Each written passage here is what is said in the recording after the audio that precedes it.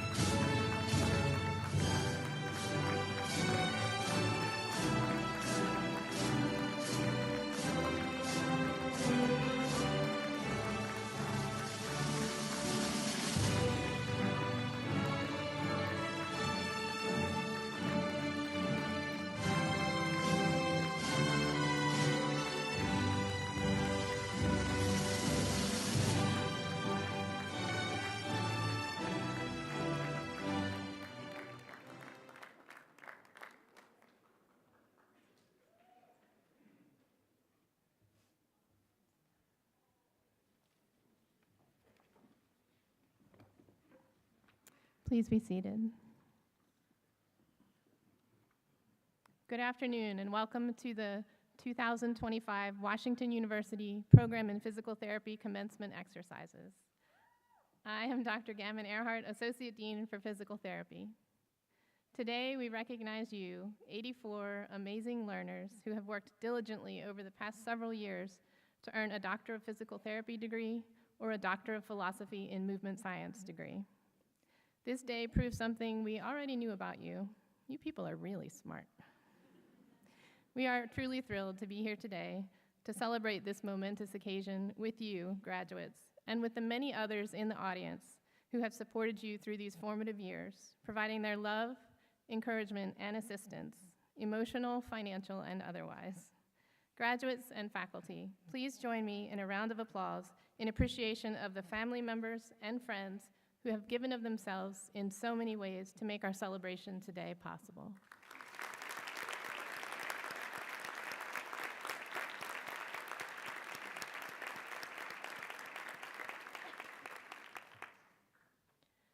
I would also like to recognize our outstanding faculty and staff who have supported the learners in their pursuits. Faculty and staff, please rise to be recognized for your contributions and excellence.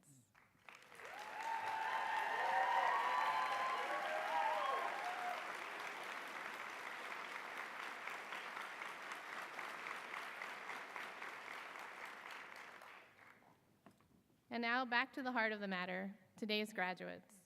For you, graduates, this commencement ceremony marks the completion of your degrees and the beginning of a new phase in your lives. To mark this momentous occasion, it is our graduation ceremony tradition for a member of our faculty to address the learners one last time. I now welcome Dr. Steve Ambler, Division Director of Education, who will introduce this year's faculty speaker.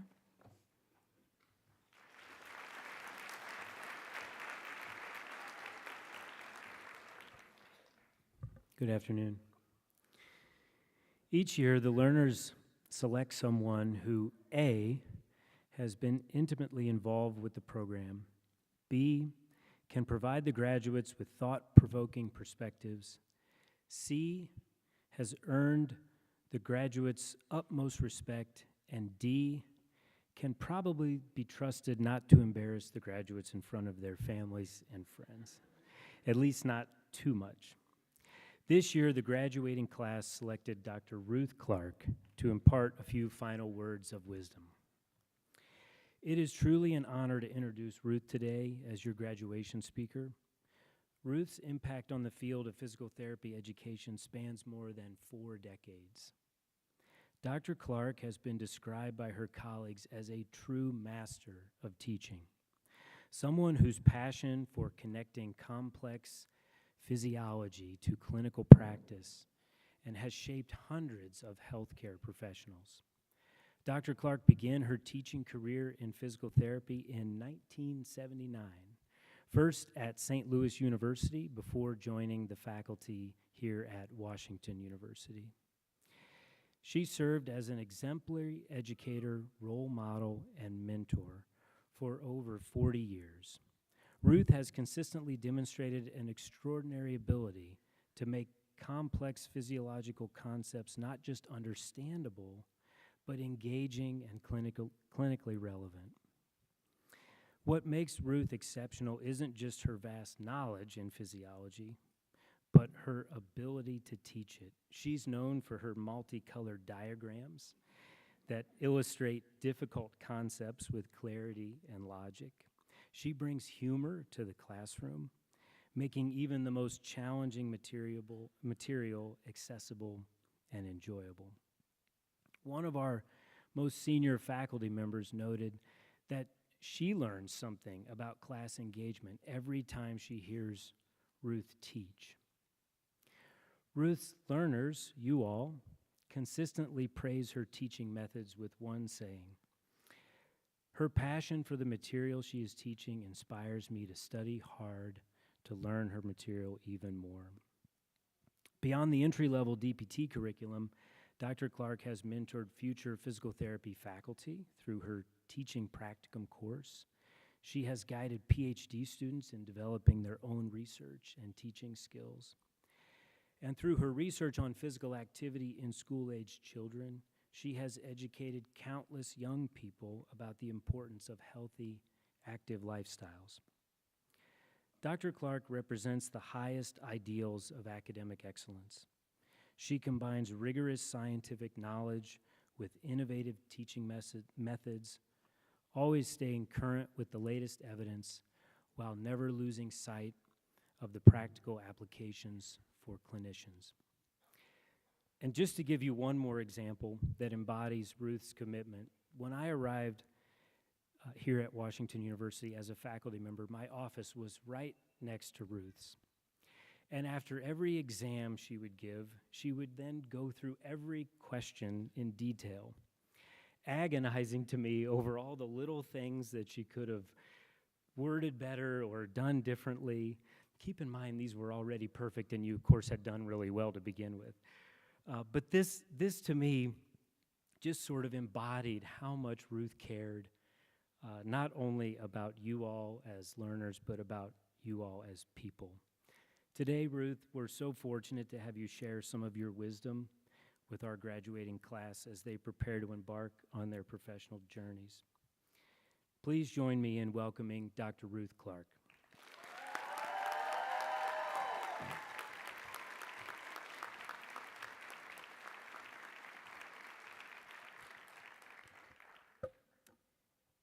Thank you, Dr. Ambler, for that kind introduction. Dear graduates, families, friends, and my colleagues up here, I am honored to have the privilege of addressing you today as we celebrate the accomplishments of the PhD graduate from the Movement Science program and the many graduates of our doctoral degree in physical therapy.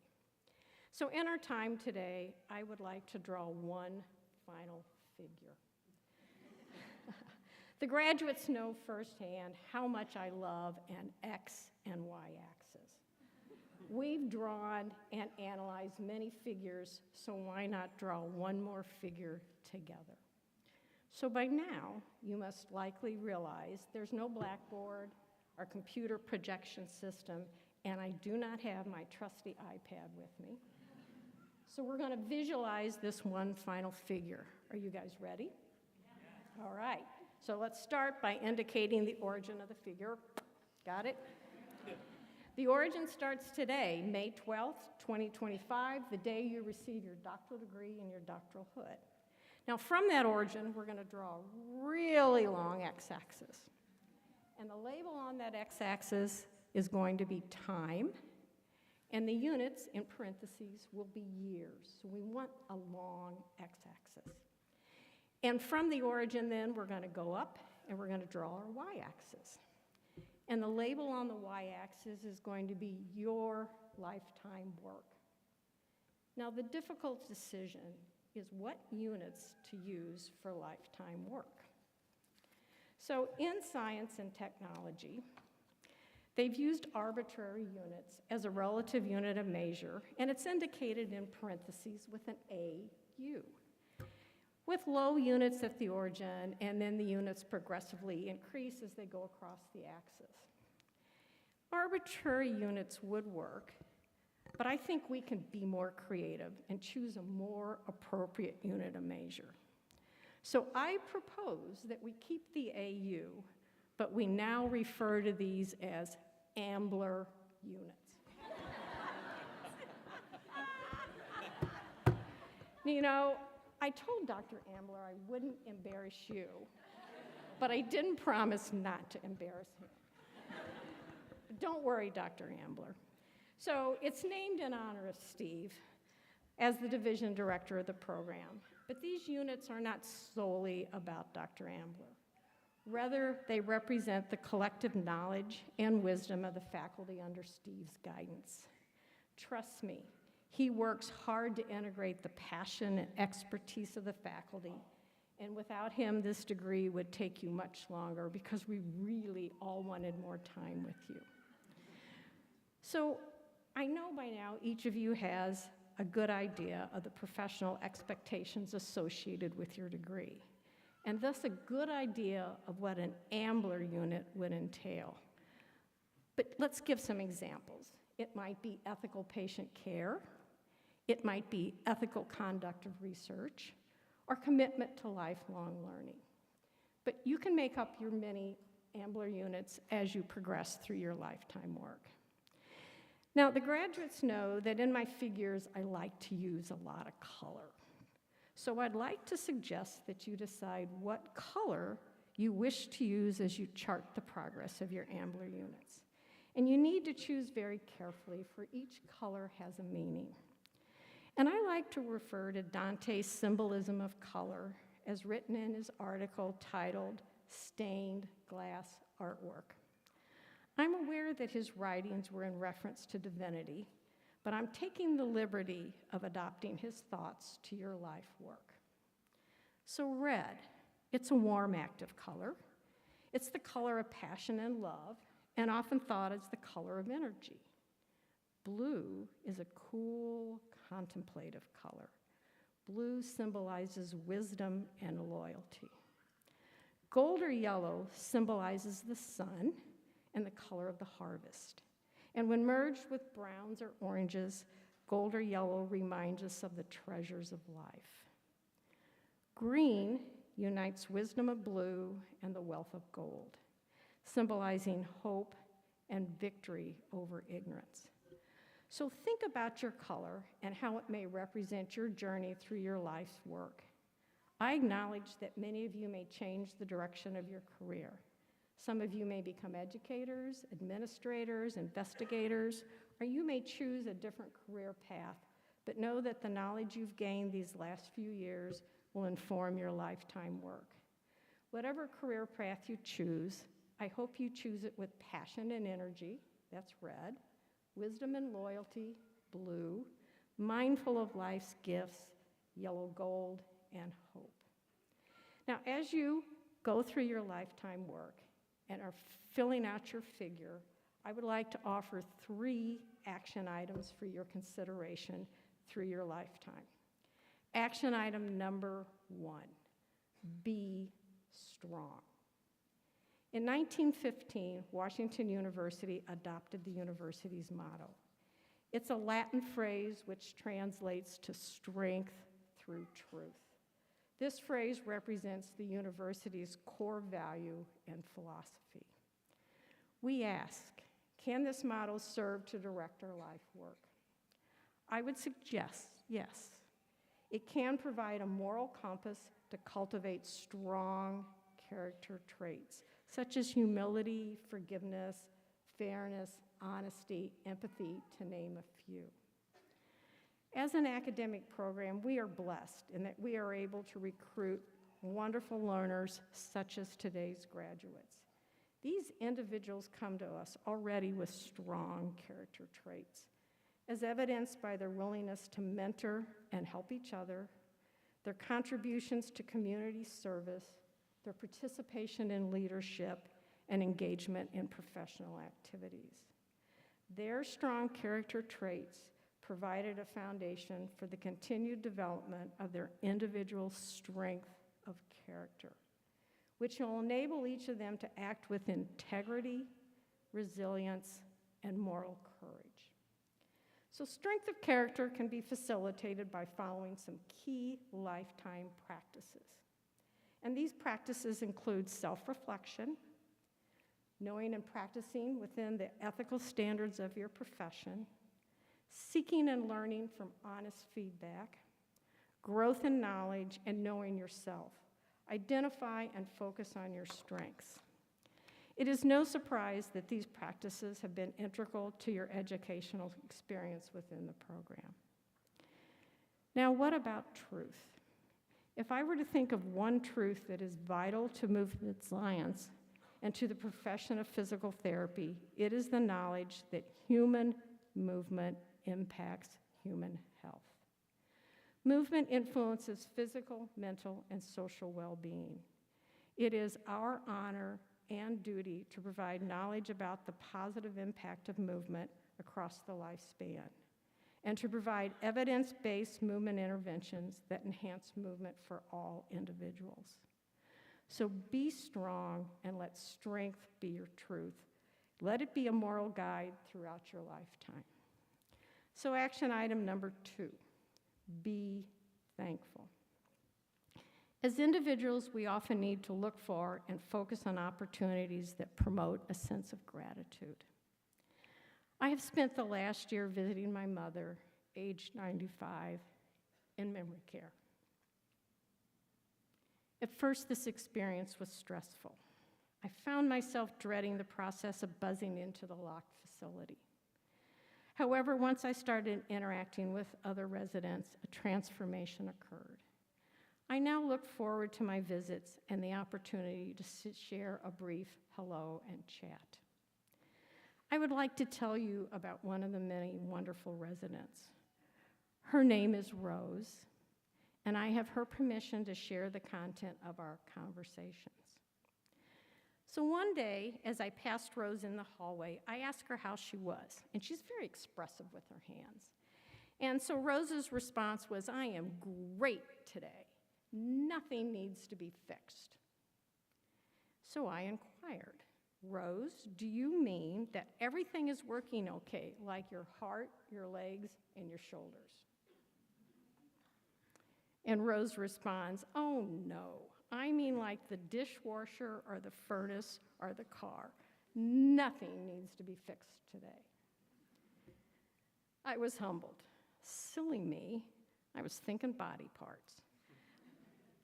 I cherish my time with Rose and am so grateful to know her. So now let's take a look at what the field of positive psychology has taught us about thankfulness and gratitude.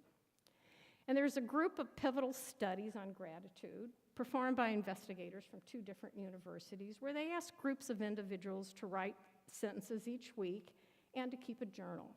So one group was asked to write about something for which they were grateful. Another group was instructed to write about things that irritated them. And a third group was asked to write just about events that affected them. They weren't given any rules, positive or negative. The key findings of these studies was those that wrote about gratitude were more optimistic and positive about their life.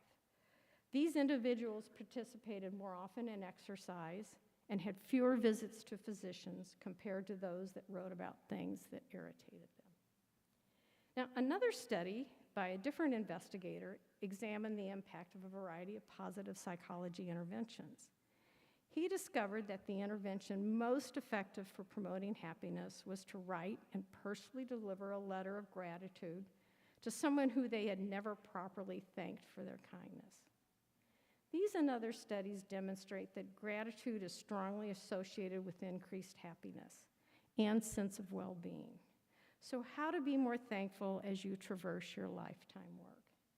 Suggestions from the field of positive psychology for cultivating gratitude include: write a thank you note, keep a gratitude journal, count your blessings, pray, and meditate, focusing on the present.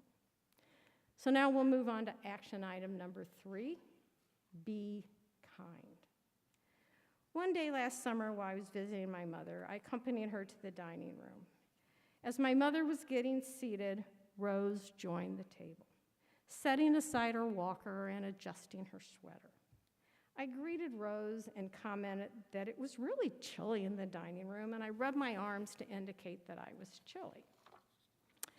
A minute later, I noticed Rose was getting up from her chair and reaching for her walker. I asked her, "Rose, can I help you?" She replied, "I'm going to go get you a sweater because you are cold." Rose's expression of kindness was thoughtful and selfless. I believe this to be one of the sincerest expressions of kindness ever offered to me. I was humbled. So Rose has told me that she learned about the importance of kindness from her mother. I urge each of you to think about the people in your life that have taught you about kindness. And if they are here today, thank them. If they are not with us today, you know what to do. Write them a thank you note. For me, it was my maternal grandparents who demonstrated through their actions the importance of kindness. They lived on a farm in southern Missouri where I had the good fortune to spend all my childhood summers and vacations. And while I know firsthand the pain and life challenges they endured, they chose to live a life steeped in faith, kindness, forgiveness, and gratitude. So what did I learn from them about kindness? Be kind to animals. Be respectful and kind to Mother Nature. Be kind to each other and respect your elders. And when it was time for one of those wonderful farm-to-table meals, regardless of your age, the very young or the very elderly, regardless of your abilities, or whether you were rich or poor, whatever your religious beliefs or political leanings, and if you happen to be one of those people with a rascally family behavior, it didn't matter, because when it was mealtime, everyone was welcome to the table. So let's go back to memory care. During a holiday event, a musician was playing and singing many songs well known to the residents. Music is a wonderful conduit to experience happiness and joy. And these residents were singing along and clapping in time or tapping their feet, and actually some were dancing. And really, by the end of the event, all of us were dancing. No surprise. But during the event, Rose came and sat down at the table with my mother and myself. I asked Rose if she had ever played a musical instrument and sang. Her response was, "No, I never had any of that in me." And I responded, "But Rose, what you have is kindness. You are so kind." Rose responded while circling her heart in front of her chest. "Yes, I've always tried to be kind." And then she opened her hands up and she said, "Because when you are kind, everyone feels better." I have wondered why Rose chose to circle her heart while talking with me. As long as I can remember, we humans have placed our hand over our heart when we want to indicate love or respect. So the question is, why? Well, we know the heart's a muscle that contracts and relaxes, filling with blood and pumping that blood out to the body. The heart does not feel or generate love. We love with our brain, no surprise. But yet as humans, we continue to show love with expressions related to the heart. And this is probably a good thing. Honestly, would you want to put your hands on your head while declaring love and devotion to someone? And can you imagine what would happen to the Brock Candy Company if they had to change those colorful Valentine conversation hearts to little gray brains that said, "Be mine, you're cute," or "Text me"? So why do I think Rose placed her hands over her heart and then opened them up? Well, I think Rose was indicating that a life as kindness was vital to her and to her well-being, and vital to the interactions of other people, the same as the function of the heart is vital to human life. So at this point, I'd like to remind you that Rose is a resident in memory care. I have witnessed times when life has been very difficult for her. But what I do know is that the very essence of her remains intact. Without sharing any of the details of my talk with her, I asked her for other words of wisdom that I should share with the graduates today. Here's what she said. Well, they'll have to be strong. Tell them to do good, to do all the good they can. And I say, thank you, Rose. So before we close, let's return and review your lifetime work figure. Now let's take another look at your x-axis. Recall the unit is years, and I want to make sure that you've drawn a really long x-axis that will encompass many years and decades, realizing that your lifetime work is really never done. And here's a good time to review what we all know from being in the classroom together. So feel free to join me in this phrase if you would like. This is the phrase you've asked for. Ready? Aging is a privilege. Thank you. So what do I wish for each of you? I hope you have many days where nothing needs to be fixed. I hope you are both the recipient of and the giver of much kindness. I am confident that you will do all the good you can. I hope you enjoy your career as much as I have cherished my years working with these outstanding faculty colleagues, interacting with supportive and caring administrative personnel, and above all, having the pleasure to teach and know so many excellent individuals as each of you. So in conclusion, I'm reminded of a graduation address given by Kathleen Dixon, a family member in the program from the years 1981 to 2000. Some of you may recognize her name and or been the recipient of the Kathleen Dixon Book Award.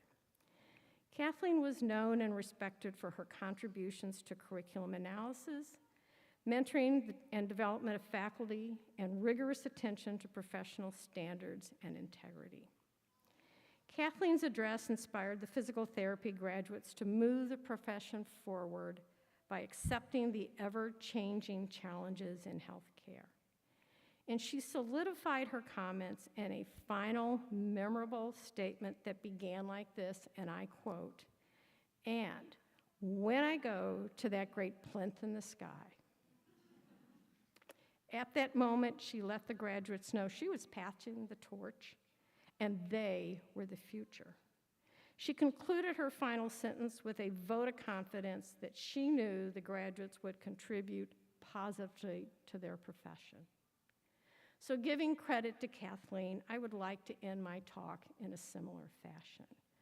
So, when I go to that great classroom in the sky, I will do so knowing that your knowledge of human movement, whether used in the practice of physical therapy or scientific research, will enhance life experiences for all humankind.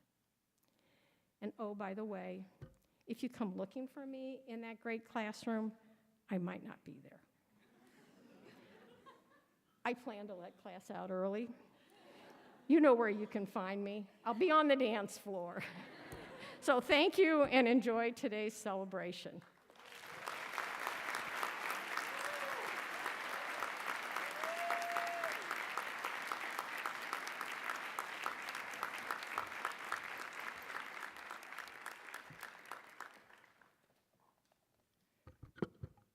Thank you, Dr. Clark. My name is Dr. Tammy Burles, and I'm the Associate Director of the Professional Curriculum and Director of Clinical Education. And I am very delighted to begin the presentation of several awards by which the faculty can acknowledge extraordinary achievements of graduates in the class of 2025.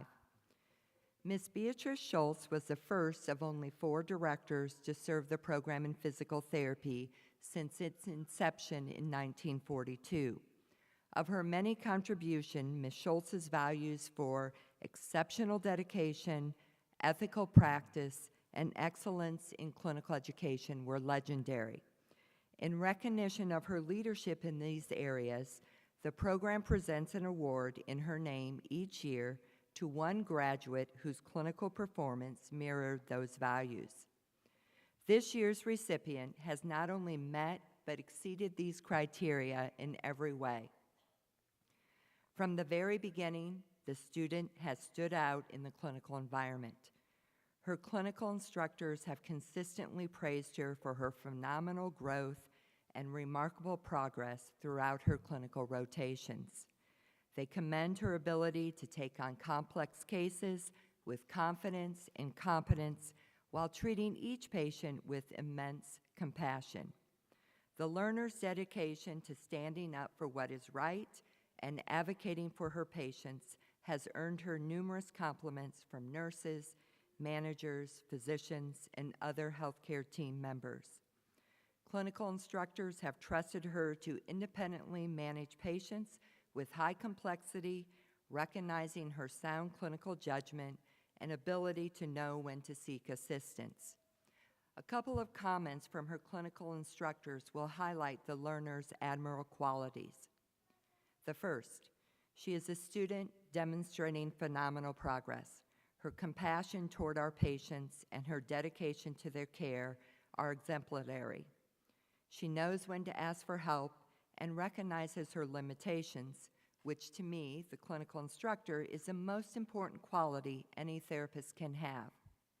I am confident that she will be an outstanding therapist. A second clinical instructor wrote, "The learner's achievements are a testament to her hard work, professionalism, and dedication to continuous improvement. She is receptive to feedback, taking accountability, and leading therapy teams with independence and confidence." As a faculty, we are confident that this individual will be an outstanding clinician as she has demonstrated professionalism, a superior work ethic, compassion, and determination during her clinical experiences and within our curriculum. I am thrilled to be representing the entire faculty in congratulating Rachel Black as the recipient of the 2025 Beatrice Schultz Award. Rachel, please come forward to accept our congratulations.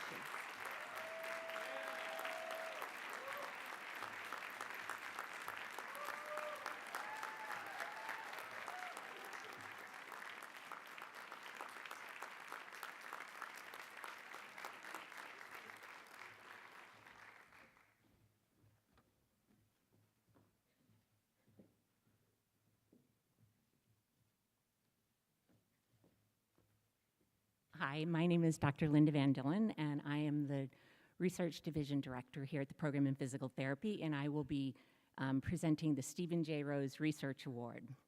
So the Stephen J. Rose Research Award honors Stephen J. Rose, who served as the Director of the Program in Physical Therapy from 1979 to 1988. Dr. Rose left a legacy marked by a deep passion for conducting and disseminating meaningful clinical research, and a strong commitment to instilling that passion in students.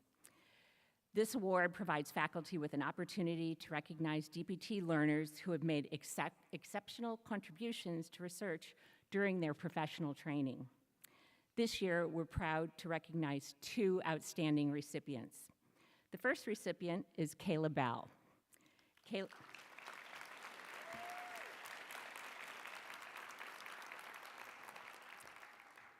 Kayla demonstrated a strong commitment to research early in her DPT studies, taking the initiative to participate, in the NIH TIDE program during her first year in the DPT program. In Dr. Lang's lab, she began by learning how to process and manage data for two large ongoing studies. One was focused on adult populations and the other was in pediatrics.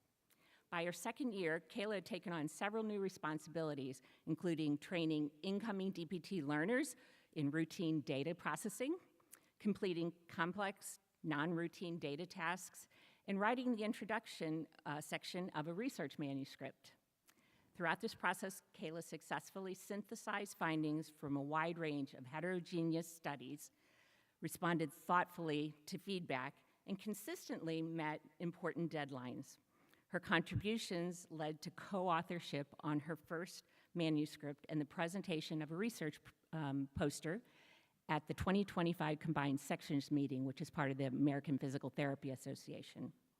We're thrilled that Kayla also will be continuing her research journey with us as she pursues a PhD in the movement science program here at Washington University. Congratulations, Kayla. Please come forward to receive your award.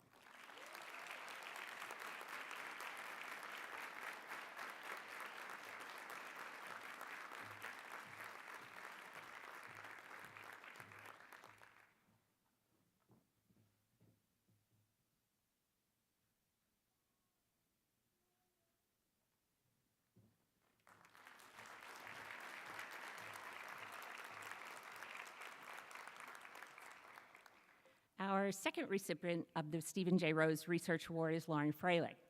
Lauren's research assistant, oh, go ahead. Go for it.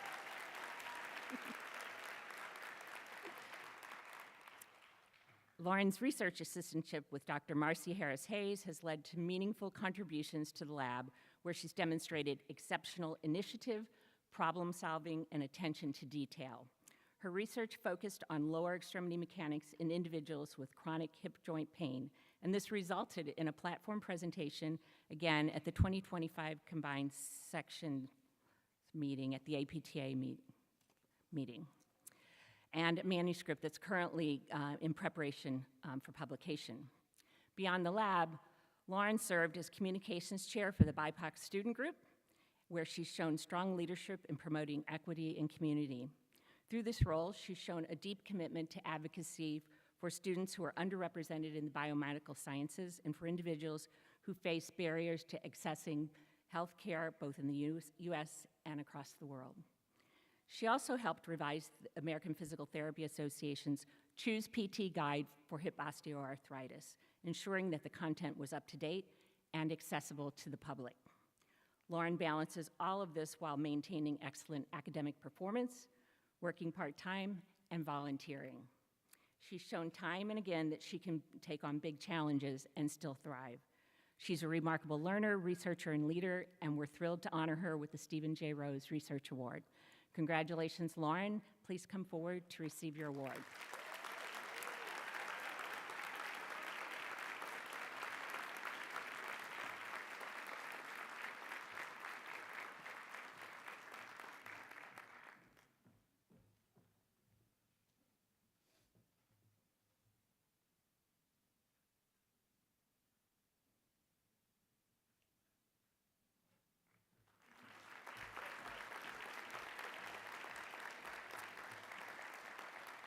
Dr. Gammon Earhart will present the Director's Award.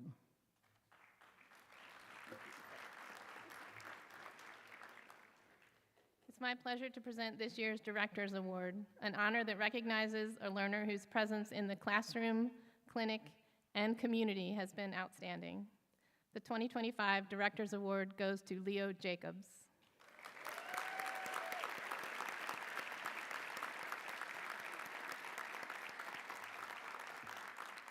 Well, let's talk about why Leo is so very deserving of this award that recognizes excellence in the classroom, clinic, and community.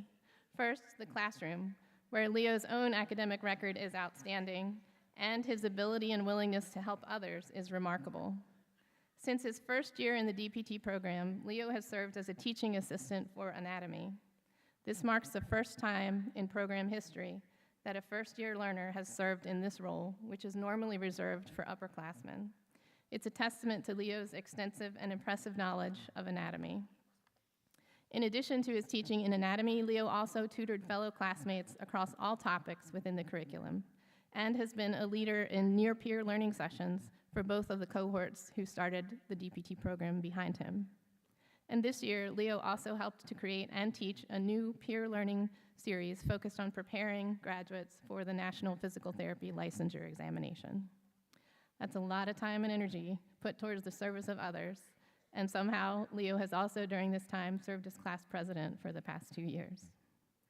Leo's performance in the clinic has also been both impressive and impactful. He did an excellent job across all of his clinical education experiences, earning praise from his clinical instructors for many things, including his gift for interacting with a variety of patients, his ability to learn new skills quickly, and adapt his approach to meet the needs of every individual, his contagious excitement for learning, and his exceptional empathy, which many noted set him apart from other providers. Leo carries that empathy into the community where he serves others in many capacities. For example, he teaches people with neurological and musculoskeletal impairments how to swim through his work with the Disabled Athletes Sports Association. He also provides care for many people in the community, assisting with stretching, positioning, exercise, and care routines for people with spinal cord injury, neurodevelopmental disorders, dystonia, and chemotherapy-induced peripheral neuropathy. Leo, the breadth, depth, and quality of your contributions across the classroom, clinic, and community are unparalleled. You embody the true spirit of the Director's Award. Congratulations, and please come forward to accept the award.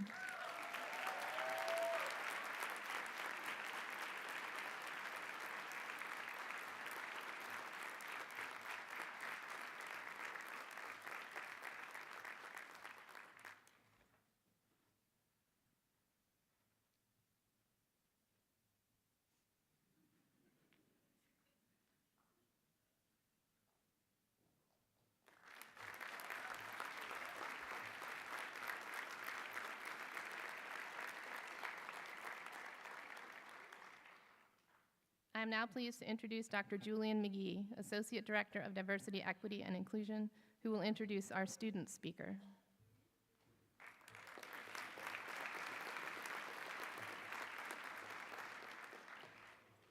Good afternoon.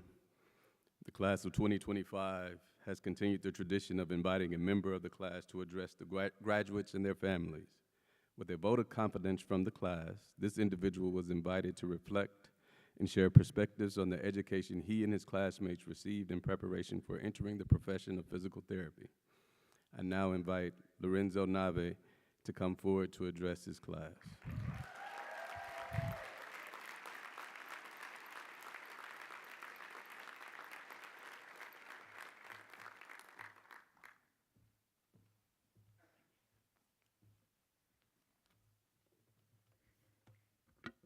Wow, it's bright. Hello, my name is Lorenzo. I use pronouns he, him, and I will be your student physical therapy today. This is the last time I will ever introduce myself like this, because from now on, we will be doctors. And so here we are, about to cross the finish line. After 3 long years, we finally made it to this culminating symbolic moment. But we cannot talk about the end without talking how it started. And we cannot celebrate our successes without reflecting on our failures. Who all remembers Orientation Week? Orientation Week was the most stressful time in this past 3 years. I would gladly retake boards over having to take another Orientation Week. I remember struggling how to use Canvas, and I had to ask my big sibling how it all worked. That first month was a mess. Wash UPT seemed so big, I was 100% sure I was going to get lost, miss an important class, get a red in professionalism, and be done. And for those of you who are not familiar in the crowd, red is just the equivalent of getting an F. So luckily that did not happen. However, I did manage to get reds in other ways. I still remember our first PAFL, the PPE PAFL. Thank you for laughing. I was so nervous, I rehearsed the steps 1,000 times in my head. But when it was my turn, poof, it was all gone. I panicked, and I put everything in the wrong order. This, for me, and luckily many of you, was not my first time failing. So you may not know this, but my academic career has not always been rainbow and roses. I graduated high school with a 2.0 GPA and scoring 1,000 in my SAT. Undergrad was the first time in my life when school was kind of my thing. So in that moment, in front of our red, I sat down and all my fears of failure came creeping back. This sense of failure has accompanied me ever since. When I wrongly performed the low abdominal MMT on Susie during our first semester POL, failure. When I answer a question wrong in class, failure. When I struggle with my mental health all throughout second semester of our second year, failure. And as I stand here in front of you, giving the graduation speech before we become doctors, failure. Oh, no, it's failure, success. Yes, success. Success because I got back up. Success because we got back up. We persevered, and we made it to the final destination. We often define ourselves by our failure. I focus so much on my failures that all the times that a professor came to congratulate me, or that a classmate asked me for help, every time I achieved something big, I just was unable to focus on what was good, and I could just only focus on what I did not good enough and how I was not good enough. We feel failure so much, we forget what failure truly is. I mean, we're getting our doctorate degree, and yet I can guarantee you that just a child that is learning to ride their bicycle knows what failure is better than we do. Failure is not supposed to stop us, nor is it supposed to define us. Failure is supposed to reposition us, to give us another opportunity to get up, clean the gravel from our knees, pick up our bike, look at our dad, and with our eyes filled with tears say, okay, let's try it again. Last time, I almost had it. And so here we are. And as we celebrate probably one of our biggest achievements, let's not forget to celebrate our failures too. Because the only time you truly fail is when you stop trying. But we never did stop trying, and we all reached the finish line. Last year, I was part of the debate. When our team won by pretty much arguing that having a doctorate doesn't really mean anything, I had a bittersweet feeling. So let me try and end the debate and fully express my opinion. We learned a lot of important things in these past 3 years. How to leave class without being caught by Steve. How to do well on evidence exams without truly understanding evidence. That Medicare supervision rule is 1 to 1 to 1. And that the answer to everything is, it depends. But the most important aspect of the doctorate is not the subjects that we learned, but the culture that we inherited. If you got your doctorate just for the letters, then congratulations. Today you have achieved that goal. But if you got this doctorate to be a doctor, then you know that today, while being a pretty cool day, is just another day. Your learning will never stop, and you will push the limits of your knowledge, striving for excellence for your patients, your community, and your own edifications. That is why the transition to the doctorate was necessary and has brought so much to our professions. Not for the extra information, no matter how important or helpful, but for creating lifelong learning and clinicians hungry to do their best to make their patients better. After today, some of us may never see each other again. Some will forever be friends. Look to your left, look to your right. These are your people. These are our people. In this 3 years, we created wonderful friendships, connections, love stories, and sometimes slightly unhealthy level of drama. But these are all experiences that will forever tie us together. And whether we share the same friend group or not, in 20 years, when thinking back to these days, we will always remember who sat next to us, what table we sat at, and we'll always have the same answer for questions like, who would always fall asleep in class? Because in 20 years, when looking back to these days, we will always remember the WashU PT class of 2025. We came a long way from our first year. I started feeling way too small, lost in an environment so big and full of stimuli. And I got through our last semester feeling too big, tired of seeing the same 3 classrooms over and over and over again.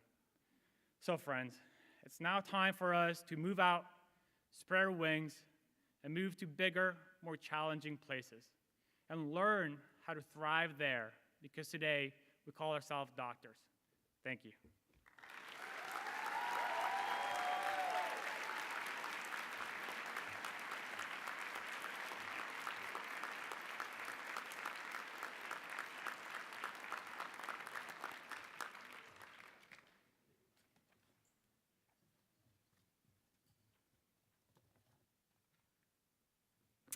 My name is Catherine Lang. I'm the Barbara J. Norton Professor of Physical Therapy and the Associate Director of the Movement Science PhD program. We've come to the heart of our ceremony, the awarding of diplomas and hooding of the new graduates. We will first be awarding the PhD in Movement Science. We are proud today to recognize our PhD graduate. It is a long-standing tradition around the world for PhD graduates to be hooded by their faculty member. Dr. Gretchen Meyer will be the faculty member joining us for this honor. The Washington University Movement Science PhD program is an interdisciplinary scientific training experience housed within the program in physical therapy. The Movement Science program offers training to investigate and improve movement in people with chronic conditions such as stroke, diabetes, and obesity, Parkinson's disease, and various musculoskeletal conditions. Student research spans the full spectrum of investigational levels, from fundamental discovery through clinical application. Movement Science program students come from a variety of academic and clinical backgrounds. Beyond their formal coursework, they must complete an individualized qualifying exam and then go on to conduct a series of original research studies to form their doctoral dissertation. Students must successfully defend their dissertation to an interdisciplinary committee of faculty experts before being granted the PhD degree. The PhD degree signifies that the student has attained the greatest level of competence in the field. Upon graduation, our students go on to pursue postdoctoral fellowships, academic faculty positions, and careers in industry.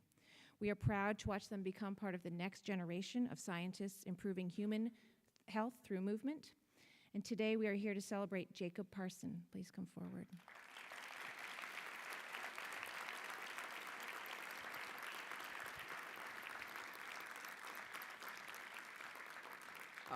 Around 1% of the United States population has earned a PhD degree. So Jacob, we welcome you to the 1%. Dr. Jacob Parson is mentored by Gretchen Meyer. Jacob's dissertation investigated phenotypes of muscle-associated fat depots. Using a mouse model, he looked at fat cells both nested within and next to muscles to understand how they may or may not be modified and what exercise options, such as progressive strength training, might modify the fat cells. Ultimately, the knowledge he's generated is helping scientists figure out better ways to regenerate muscle after injury. After graduation, Jake will become an assistant professor of exercise science and the director of wellness at Schreiner University in Texas. He's excited to teach and train students both in the classroom and through the research in an exercise physiology lab. Thank you, Jacob.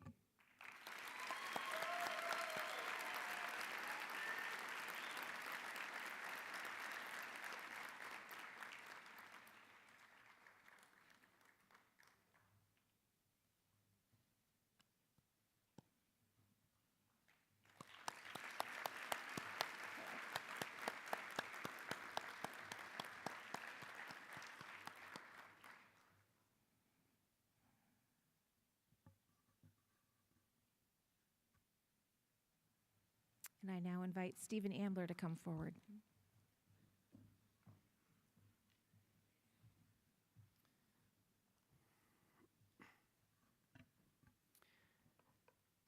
I am now privileged to present the graduates of our professional clinical doctorate curriculum.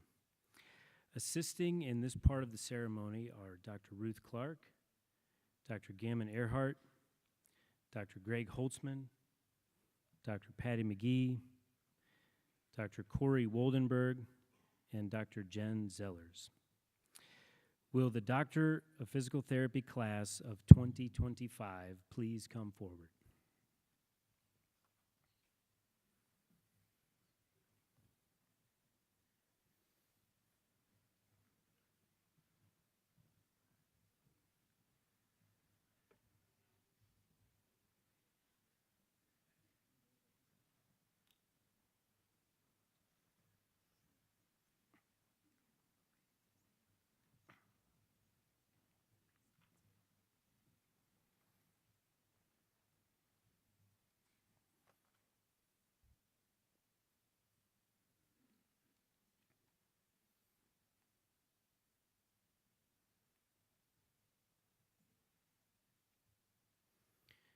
Brandon Aguilar.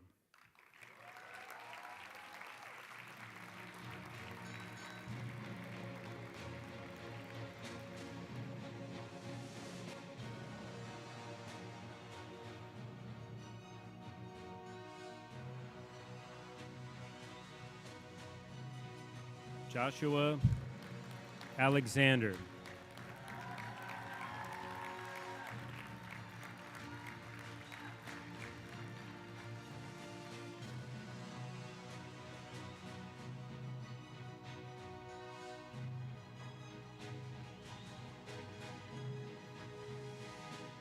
Jada Baker.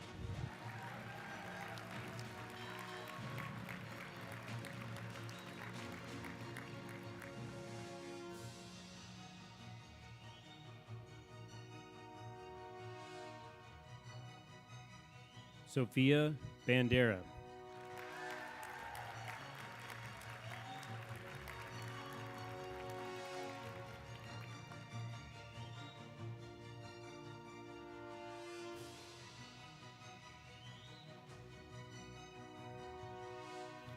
Caitlin Baraboo.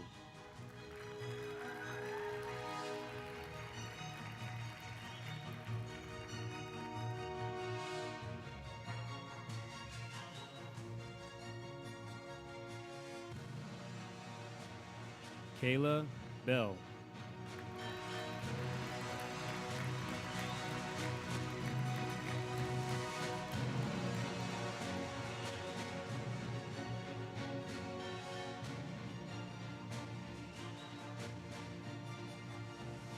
Ella Bess.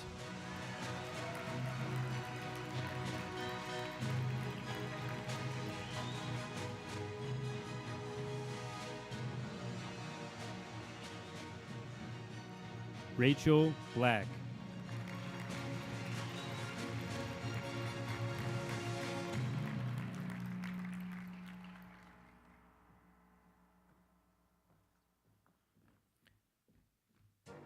Kristen Braccio.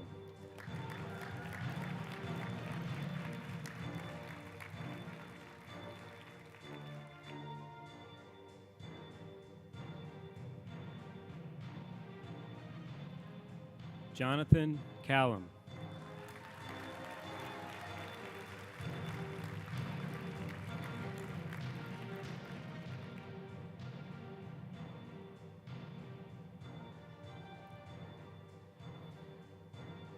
Cora Kennedy.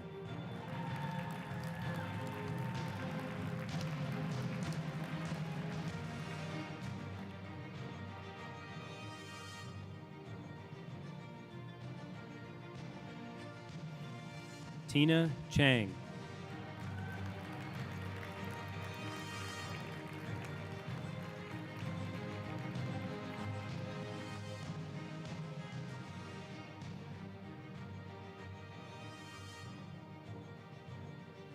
Mengan Chin.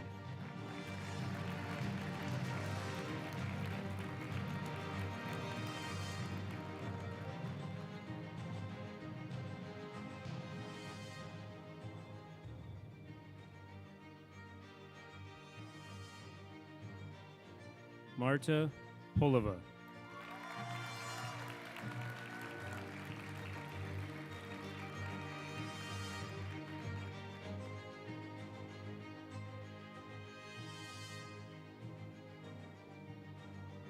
Molly Cressman.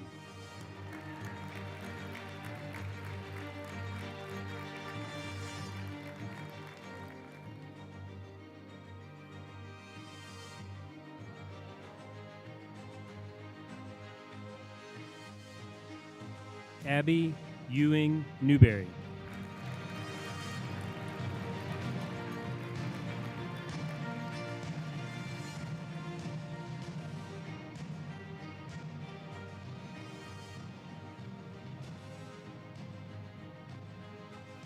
David Flannelly.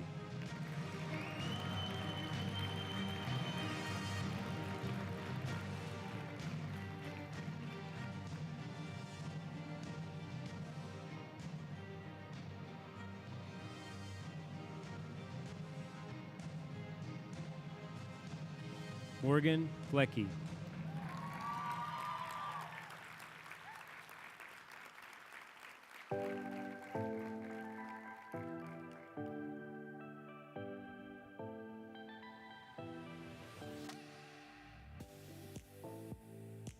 Lauren Freilich.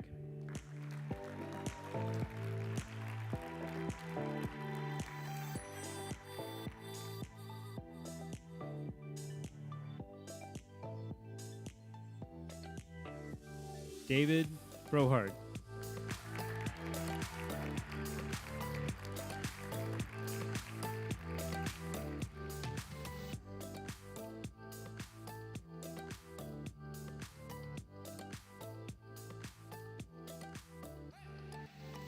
Michaela Grecian.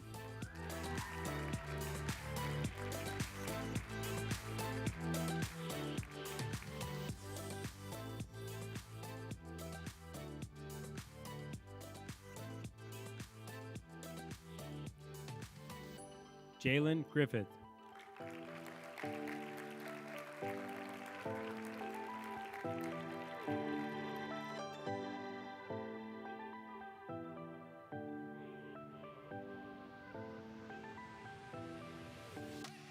Amir Hagi.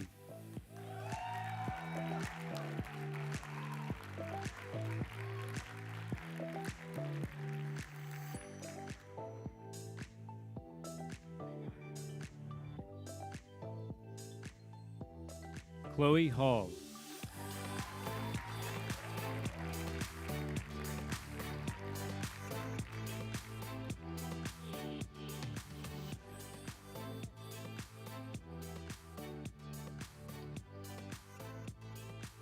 Paige Holler.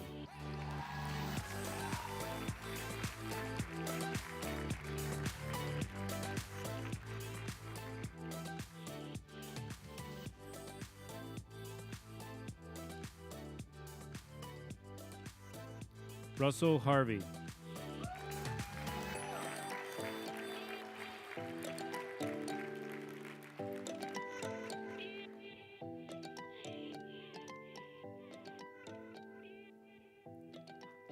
Scout Heiser.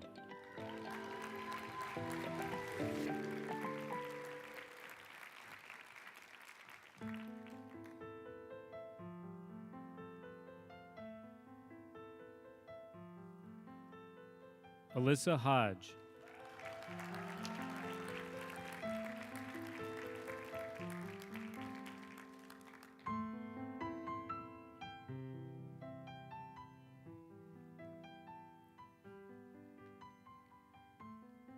Sydney Hood.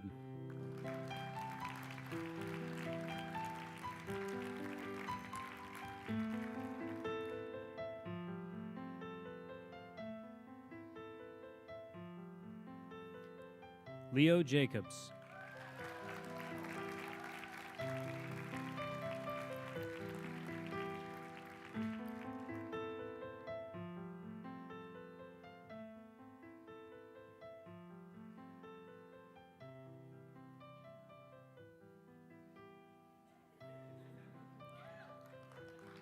Elena Joyce.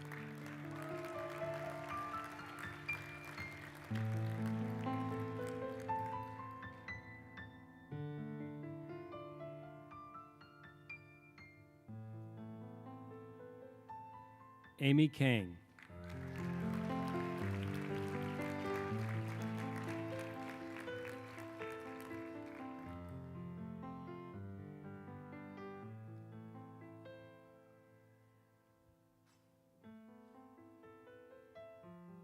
Rebecca Cannon.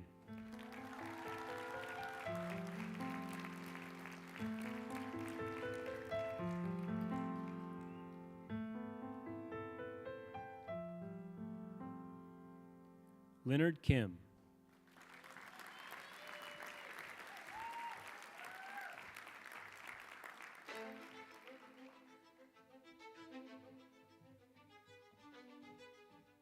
Shreya Kulkarni.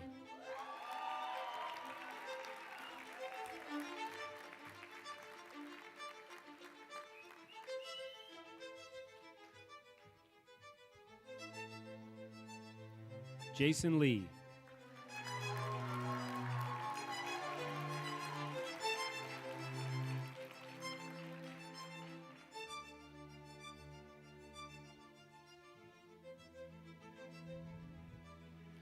Juan He Lee.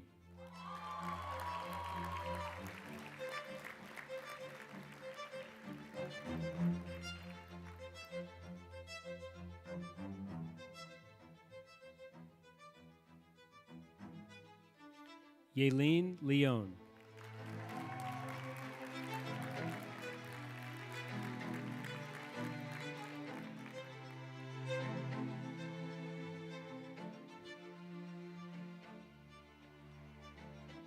Hannah Lilioya.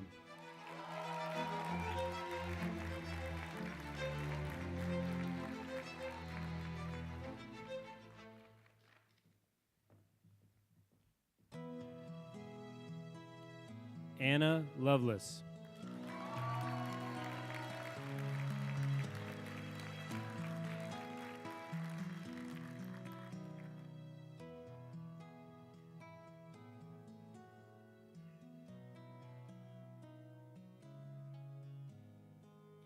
Jack McCabe.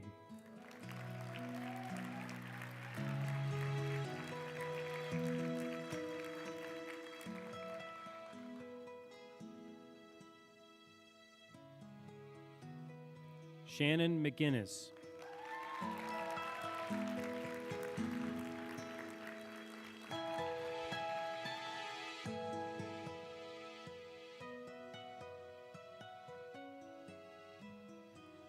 Sydney McGinnis.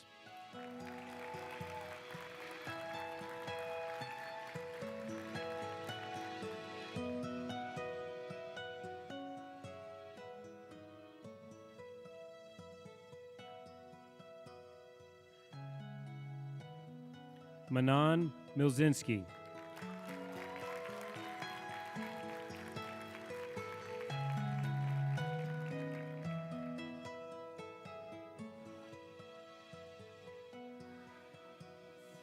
Stephanie Miller.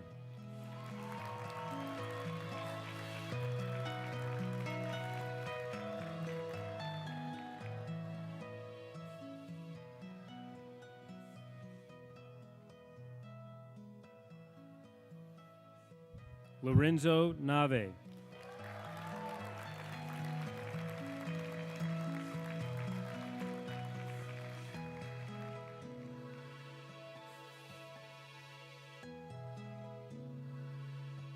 Brianna Nicholas.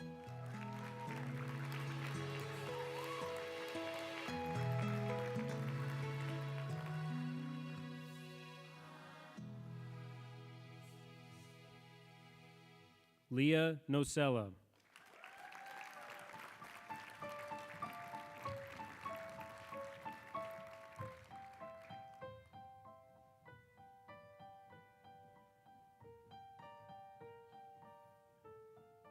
Ziwei Pan.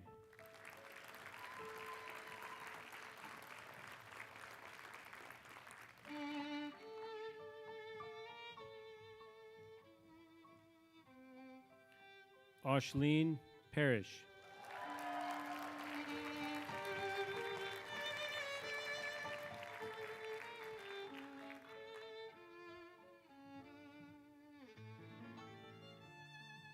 Samantha Pauley.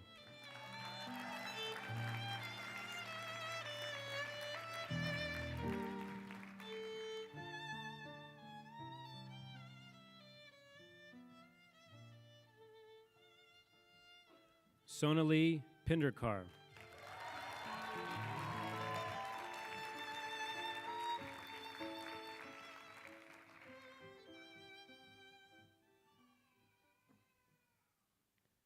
Emery Perlman.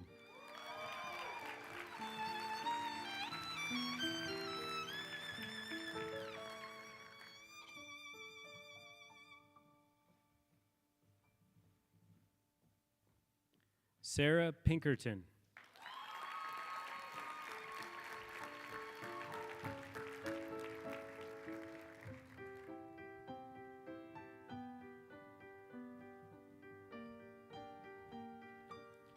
Erica Plage.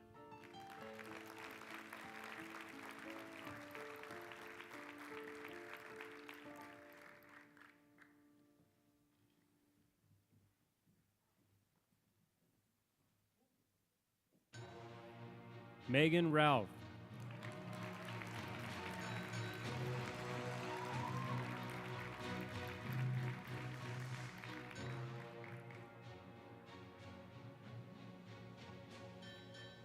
Eva Ravenel.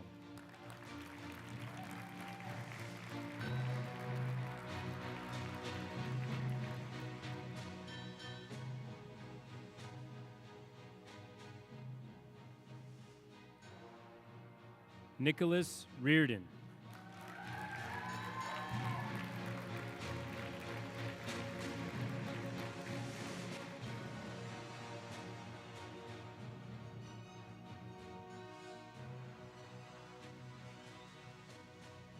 Javier Ravadanera.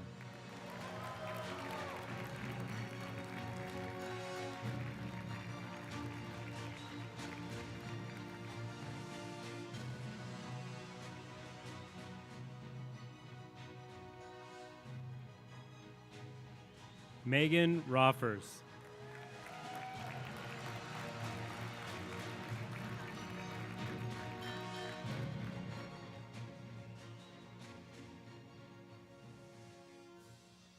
Emma Schlepphorst.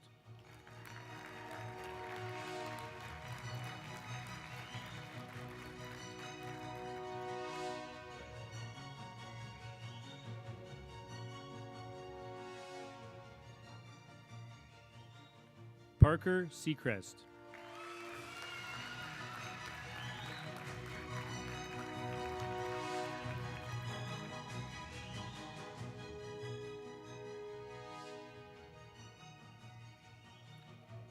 Shauna Sane.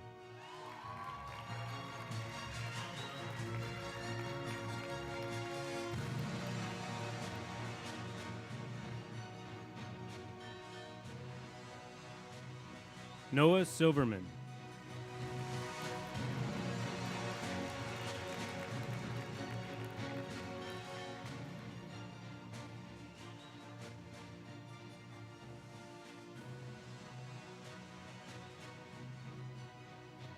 Molly Smith.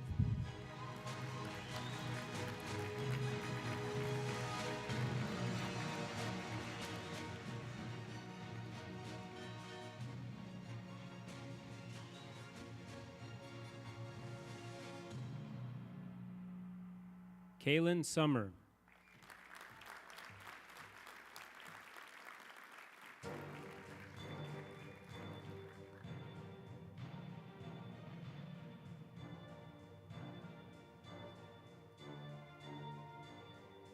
Madeline Stack.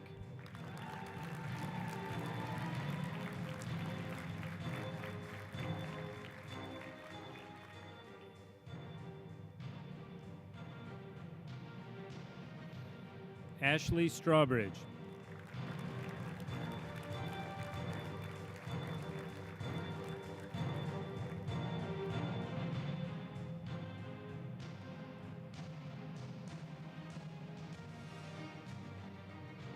Ashley Stork.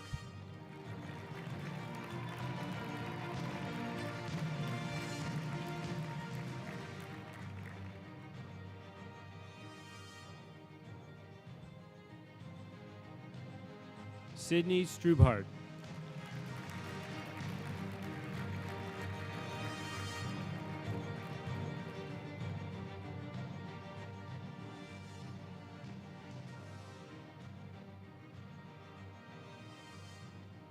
Yaogang Tang.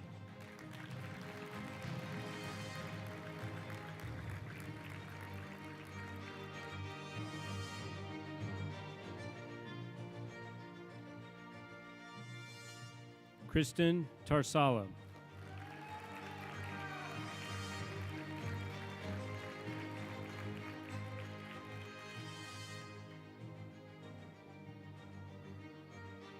Alyssa Taylor.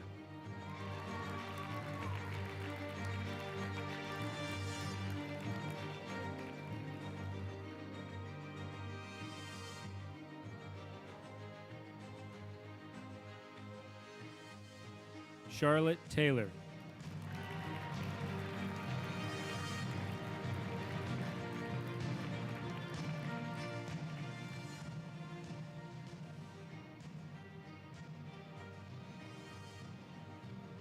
Abigail Thier.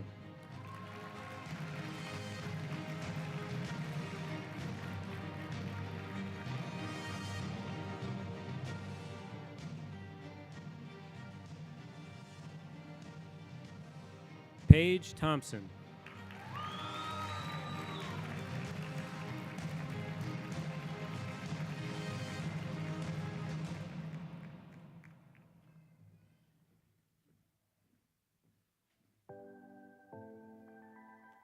Anna Watts.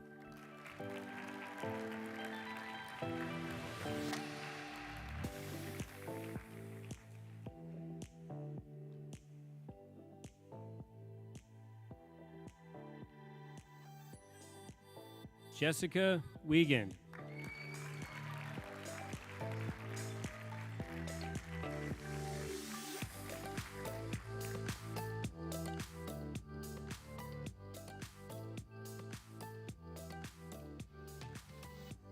Caroline Whitehead.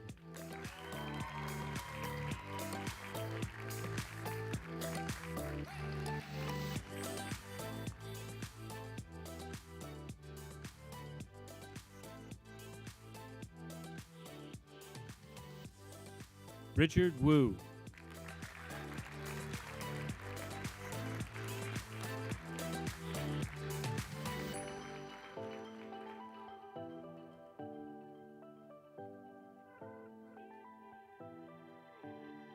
Tricia Zinn.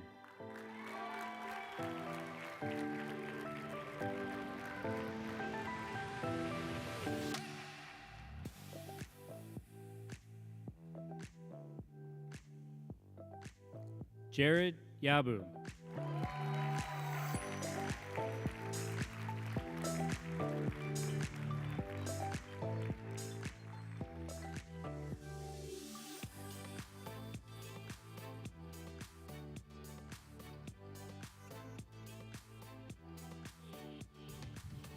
Yihao Zhu.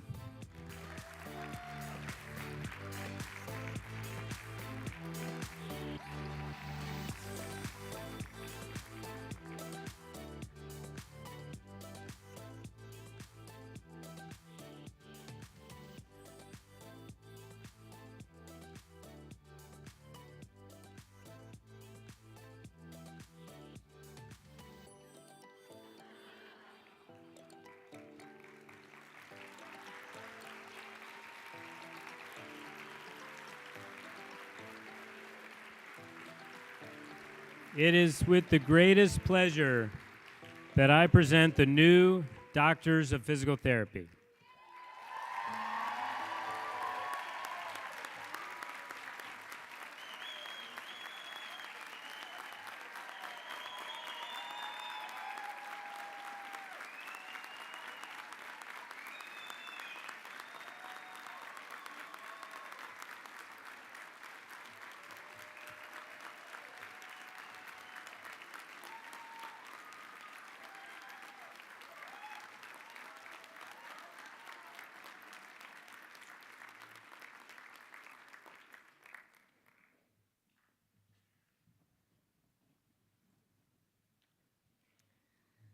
As we reach the end of our ceremony, I invite you to stick around afterwards for a reception to mark this incredible day. Washington University Doctor of Physical Therapy and Doctor of Philosophy and Movement Science, class of 2025, you did it.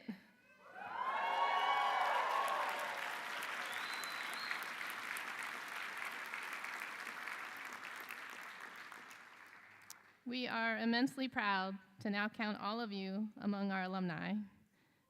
We hope you'll keep in touch. We look forward to following your careers and tracking how many Ambler units you each accumulate.